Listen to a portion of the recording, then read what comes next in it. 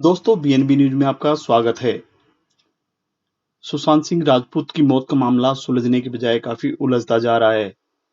हर रोज नए नए खुलासे हो रहे हैं। सीबीआई की जांच जारी है। बॉलीवुड में कंगना रनावत इस बात को लेकर काफी आवाजें उठा रही हैं। आज हमने देखा कि एक महिला हाथ में सुशांत सिंह राजपूत का फोटो फ्रेम लेकर लोगों के बीच भीड़ में खड़ी है और लोगों से न्याय की गुहार लगा रही है।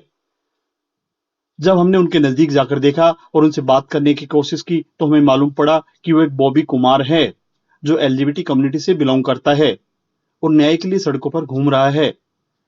पेशे से एक अच्छा कलाकार है और प्रोड्यूसर भी है। जब बॉबी से हमने बात करने की कोशिश की तो बॉबी रोने लगा और बात करने से मना कर दिया। लेकिन आप सुनकर हैरान हो जाएंगे जो जो बॉबी ने खुलासे किए। हम आपको सुनाते हैं बॉबी का ये इंटरव्यू।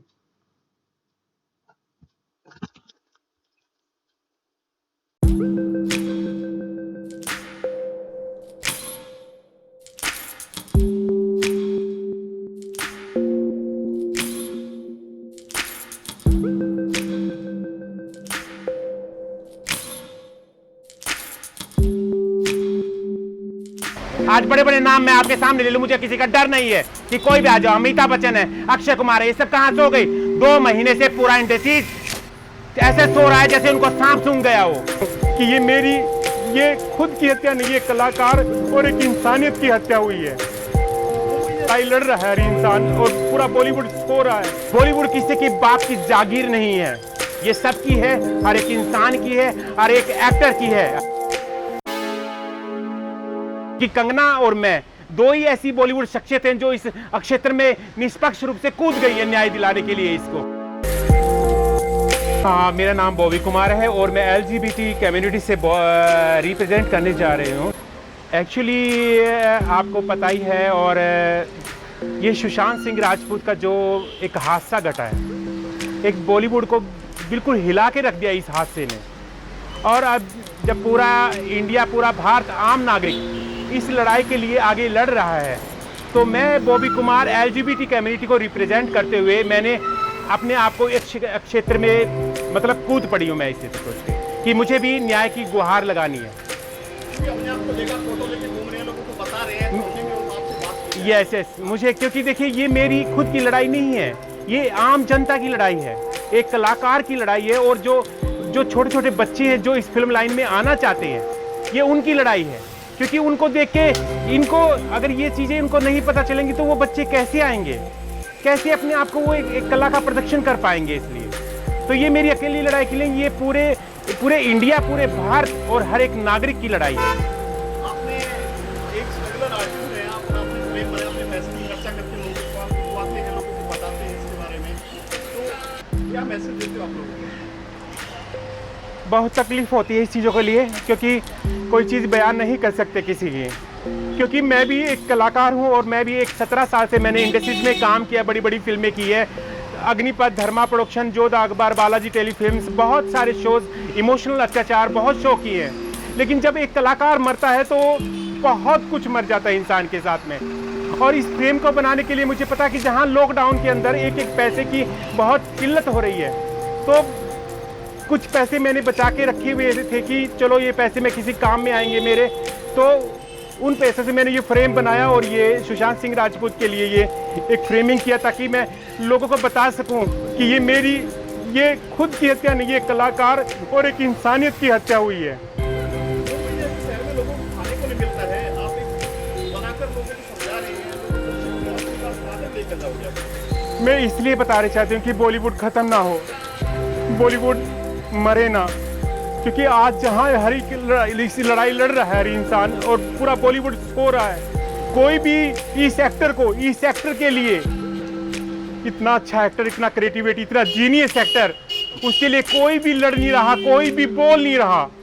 बहुत गुस्सा आता है मुझे अपने आप पे कि मैं एक एक्टर हूँ, धिक्कार है मुझे कि क्या फ़ायदा लगा मुझे 17 साल के स्ट्रगल पीरियड में बॉलीवुड के अंदर।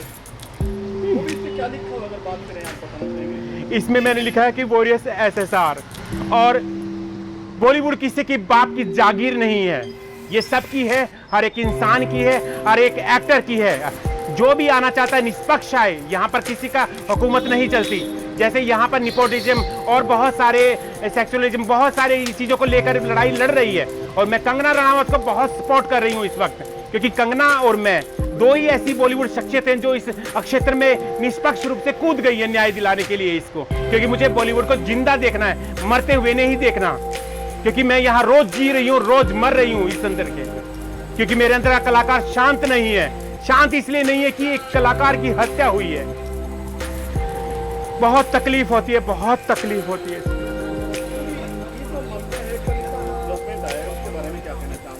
मैं बहुत खुश हूँ कि काफी भी, हाँ जी हाँ जी, बहुत दिनों से मैं इस लड़ाई में मैं भी हूँ। और कंगना जी भी बहुत खुल के आई हैं इसके कि इंडस्ट्रीज के अंदर कितना नेपोटिज्म, कितना ग्रुपलिज्म और बहुत कुछ होता है कि कलाकार को काम नहीं दिया जाता। अपने संगे संबंधी, अपने रिश्तेदारों को वो आगे प्लेटफॉर्म दिला देते हैं, नहीं मिल पाता वो काम, इसलिए तो बहुत तकलीफ होती है। पूरा बॉलीवुड सो रहा है। मुझे तो इससे बेटर तो ये अच्छा है कि एक मरे हुए इंसान से, एक मरा हुआ जो इंसान होता है ना, उससे अच्छा है कि जिंदा हिजड़ा होना। कम से कम जिंदा हिजड़ा मांग के खा तो लेता है, लेकिन पूरा बॉलीवुड तो अब मुझे एक हिजड़े से कम नहीं लगता। सारे सो गए हैं, मतलब पता नहीं क्या उनकी जायदाद चली गई है, क्या हो गया। कोई भी इस बच्चे के लिए लड़ नहीं रहा, इस एक्टर के लिए नहीं लड़ रहा। मुझे बहुत घबराहट हो रही है, बहुत अपने आप को, मैं इस क्षेत्र के अंदर अपने आप को, मतलब कोशिश हो रही है कि मैं हिम्मत ना हारूं, क्योंकि जो सुशांत सिंह राजपूत के साथ हुआ है कि आगे किसी एक्टर के साथ ना हो वो चीजें। बहुत तकलीफ होती है। परप्रांति की बात करें, हर 10 आदमी में 8 आदमी परप्रांति यहाँ पर बाहर के रहने वाले हैं, चाहे कोई भी है।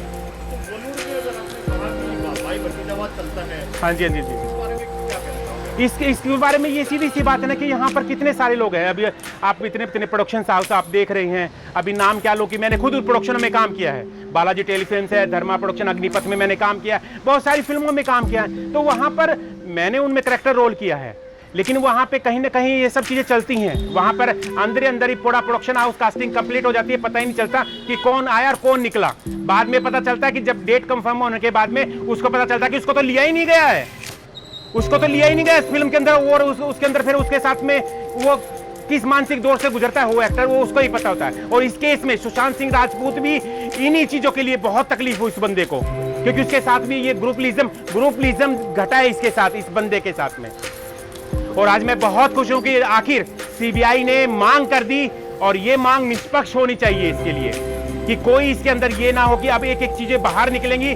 जिन लोगों ने इस एक्टर को, इस कलाकार को, इतने जीनियस एक्टर को मारा है, ये सुसाइड तो हो ही नहीं सकता, किसी भी एंगल से सुसाइड नहीं है, क्योंकि आज एक आम जनता जागरूक हो चुकी है। सबको पता है कि कहाँ उसके निशान थे, कहाँ उसकी टांगे लंबी हो गई थी, कहाँ कैसे हो रहा था। इसलिए से बहुत तकलीफ होती है जब इस तरह के कलाकार इंडस्ट्री से चले जाते हैं।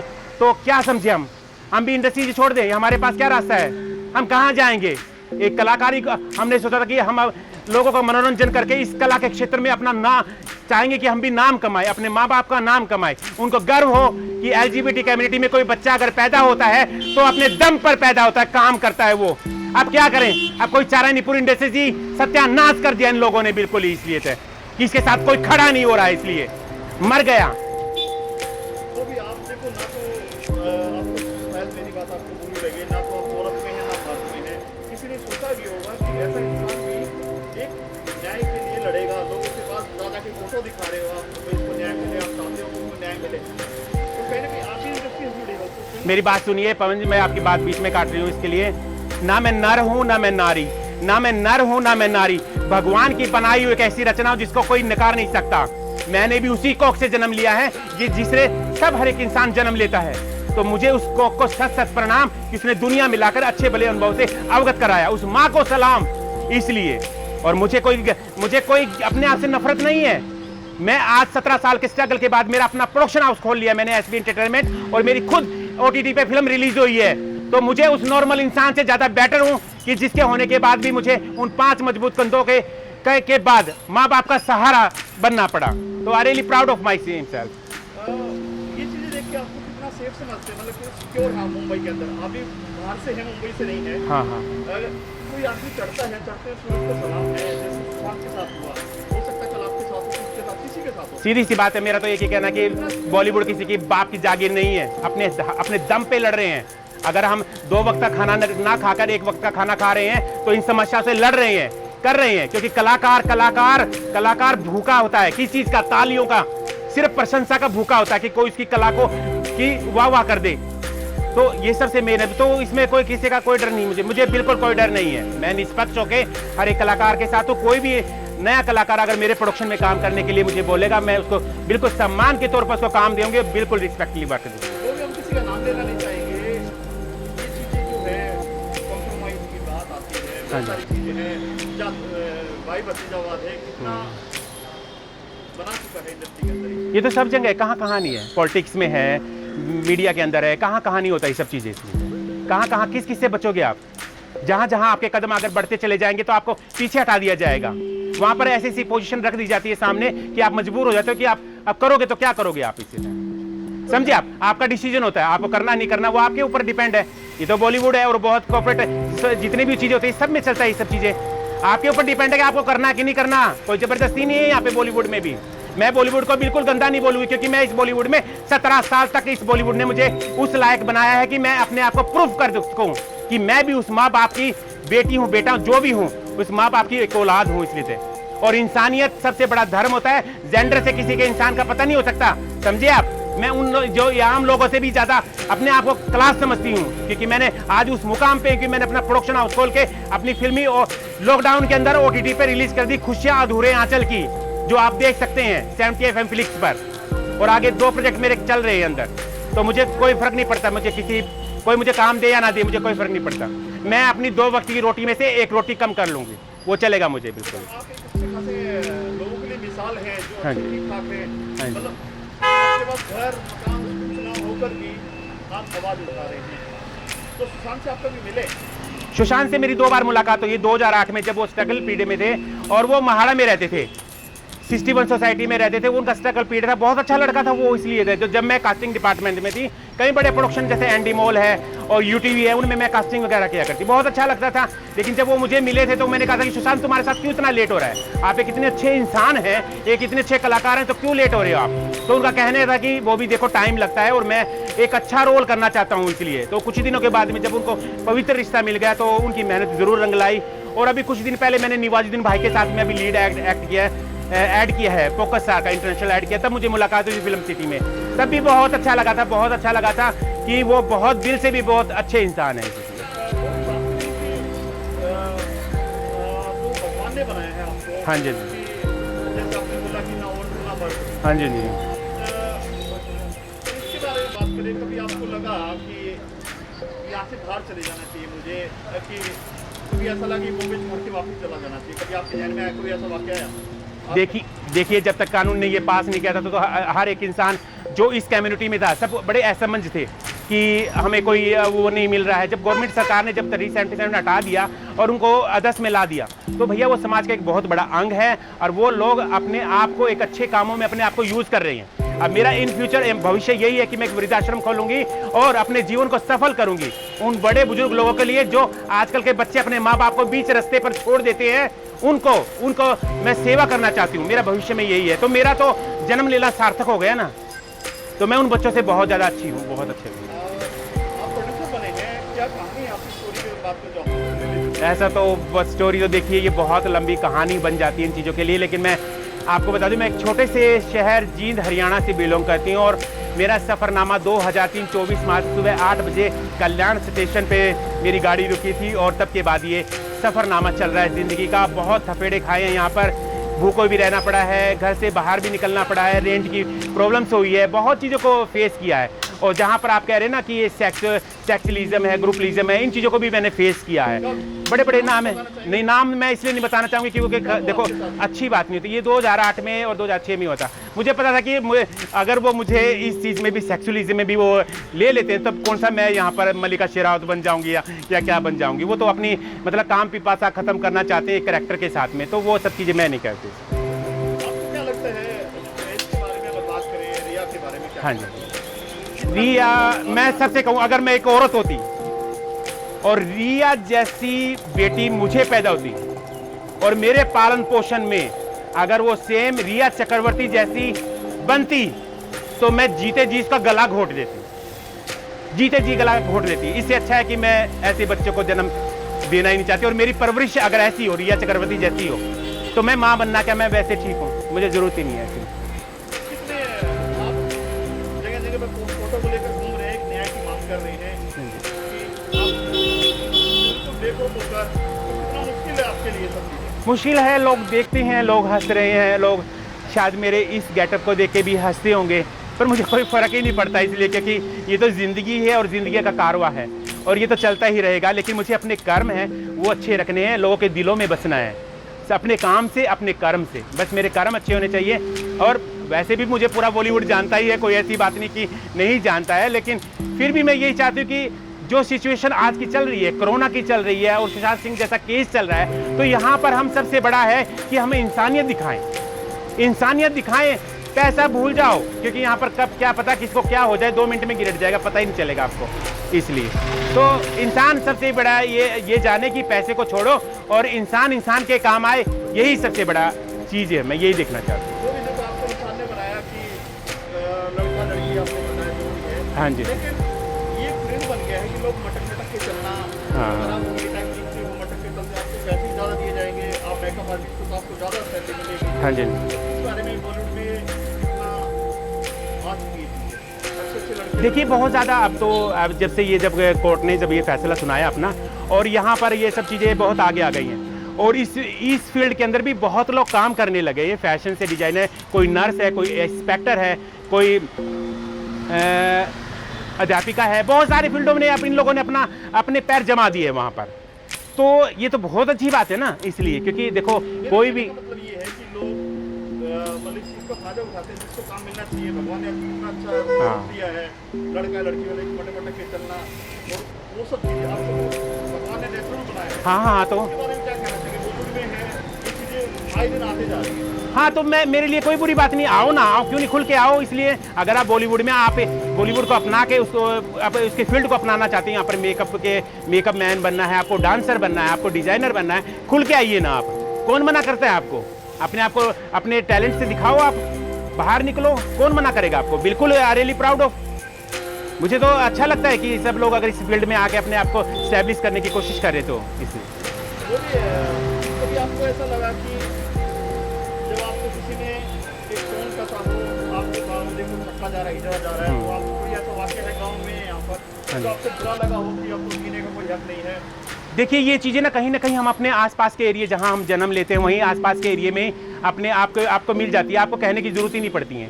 आपके फैमिली मेम्बर भी कई बार, आपके जो भाभी वगैरह, तो वो भी आपको उन चीज़ों के लिए आपको बोल देंगे, तब भी कोई प्रॉब्लम नहीं है, वो भी बोल देंगे आपको, कोई निष्पक्ष कोई टेंशन नहीं है आपको। इसी तरह सबसे मेन है, पर यह सबसे मेन देखना है कि उनके कहने के बाद भी आपको अपनी मंजिल तय करनी है, तो इन चीज़ों को भूल जाओ। ये तो लोग तो कहते रहेंगे, लोगों का काम है कहना।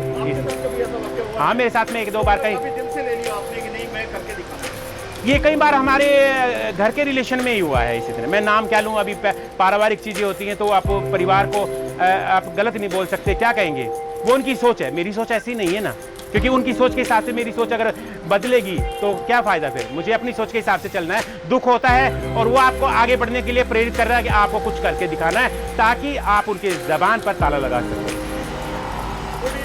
क्या न्याय की मांग क्या है? जाते आप मैं अभी न्याय की मांग यही है कि मैं सबसे पहले तो जो आई रियली प्राउड ऑफ कि सुप्रीम कोर्ट को मैं ये कहना चाहता हूँ कि सुप्रीम कोर्ट ने अपना जो टाइम तो लगा, क्योंकि मुंबई पुलिस ने जितने अच्छे ढंग से ये काम करना चाहिए था वो काम नहीं किया, जिसकी वजह से बहुत सारे लोगों को तकलीफ हुई है, मानसिक, शारीरिक और बहुत सारी चीज़ों को फेस करते हुए जब 2 महीने के बाद सुप्रीम कोर्ट ने हाँ करी है, और वो भी बिना बॉलीवुड के सपोर्ट किए हुए, सिर्फ एक लड़की कंगना रनावत और एक मैं, हम दोनों ने जिस तरह से फेसबुक, टोटल मीडिया में अपनी जो चीज़ें हमने फैलाई हैं, उन चीज़ों की वजह से आज जब सीबीआई की मांग हुई तो मैं बहुत खुश हूँ। बहुत तकलीफ होती है, बहुत तकलीफ होती है, और मेरा यही है कि आगे सीबीआई इस मांग को निष्पक्ष ढंग से करे और कोई उसके अंदर मतलब न्याय मिले, फैमिली को, सुशांत सिंह फैमिली को न्याय मिले, इस फैमिली को न्याय मिले।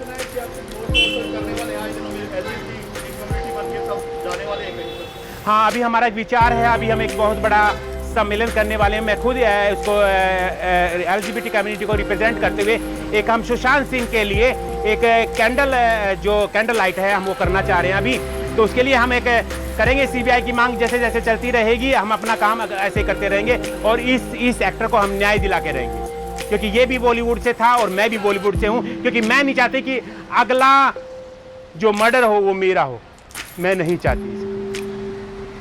तो आपको डर है आपको? बस कहीं ना कहीं डर लगा ही रहता है कि आपके साथ भी कहीं ऐसा घटना घट ना जाए जो इसके साथ में हुआ है, कि जब बॉलीवुड में इतने सेफ नहीं है तो फिर कैसे आप समझोगे। लेकिन लड़ाई तो लड़नी ही है ना, करो या मरो। अब तो यहाँ पर यही आवाज़ हो गई है। मुझे अगला केस ये नहीं बनना, मुझे यहाँ फ्रेम के अंदर मेरी फोटो नहीं चाहिए। जिन बहनों का भाई गया है उनसे पूछ के देखो उनकी क्या दुर्दशा हो रही है। आज वो बहनें एक हाथ को ढूंढ रही हैं, क्योंकि जब भी रक्षाबंधन आएगा तो उनके पास में वो कलाई नहीं मिलेगी जो एक बहन के पास होती है कि मेरा भाई आ गया तो मैं राखी बांधूंगी। वो भाई चला गया, एक बाप ने बेटा